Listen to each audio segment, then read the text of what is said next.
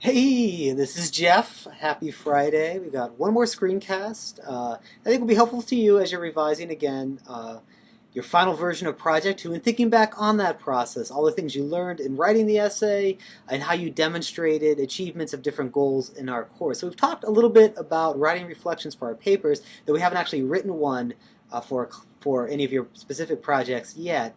So let's take a little closer look at that assignment, and I'll show you an example of it. And we'll make sure we're all on the same page before you turn yours in. Again, it'll be due with Project 2 on Monday. So if we slide on over to our schedule page, you'll see I've added a link here under Writing Your Reflection for Project 2. And then you'll see I just kind of, numbered format identified what I would take to be kind of four things you want to keep in mind when you're writing your reflection. So the first one here is about the format. So it's going to be a 1 to 2 page piece. It could be as short as 1 page, it could be as long as 2 pages. If you want to go a little longer, that's fine too. In fact, the example I'm going to show you went a little bit over 2 pages, but as long as it's about a page in length, you're in good shape. I'm not going to grade it. I'm going to give you, as mentioned before, a point for it that'll take the place of a point you could have earned for one of the written responses that are listed on our syllabus. And I won't provide direct comments on your reflection, though I may mention your reflection in my evaluation of your second project. So though I'm evaluating Project 2, I'm going to use that reflection to kind of think about what you've learned. And if anything, the reflection should maybe even improve my evaluation of your project because it gives me a chance to understand how you're demonstrating what you've learned in the class thus far. But in any case, I'll read your reflection and I'll mention it when I evaluate Project 2, but you won't get a specific grade on it. You see under number 2 here, a little bit about the content of it. So the content for reflection is pretty straightforward. All you're doing is looking at the learning objectives that are listed in our syllabus. You'll see I also pasted them below.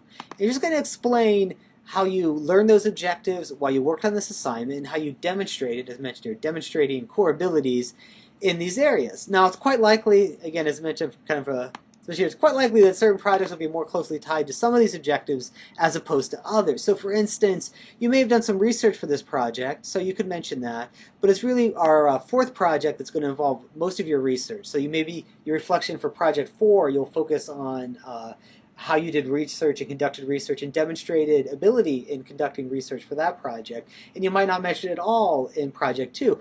But one thing that might be apparent or prominent or important for Project 2 is some of these things under reading, right? Because you read some works by the author you chose, and then you analyzed how they how they used, as mentioned here, rhetorical strategies, produced persuasive effects. Maybe you talked about their style. Certainly you addressed the author's claim, right?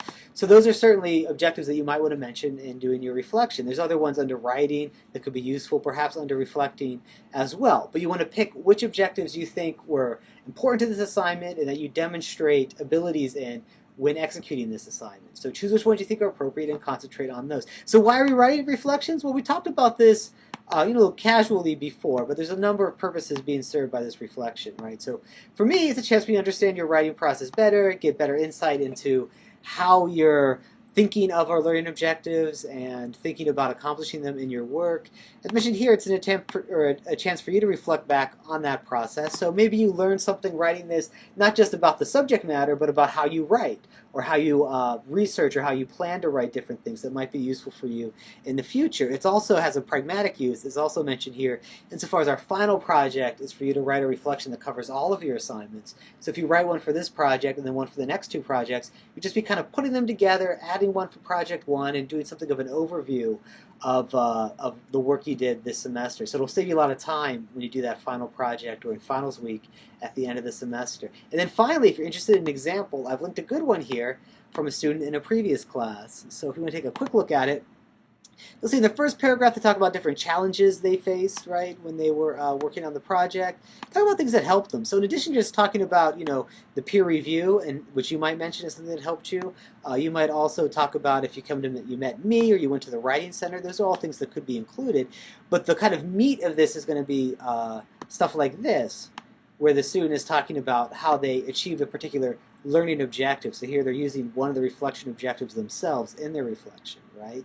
So that's the kind of material you want to be covering here. You want to be specific about what kind of objectives you're learning, but you want to be as descriptive as you want to be or you can be descriptive as you want to be in describing your writing process and provide any kind of information that you think would be useful for me to know. Don't be afraid to talk about if you think you could have done better at certain things, or you feel like you do things differently if you're doing them over again. I won't use those against you when I'm evaluating your project. If anything, they'll help me understand how you may have learned certain things that might not be currently apparent in your work, but I'll expect to see in the future. So if anything, it should probably help your evaluation rather than hurt it. And again, the reflection itself is not something that I'll be evaluating on a sentence level or anything like that.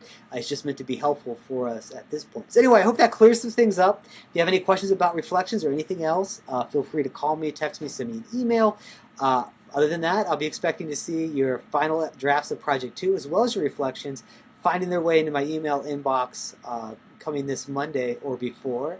And I'll be back early next week talking about our next project. Until then, I hope you have a great weekend, and I'll talk to you soon.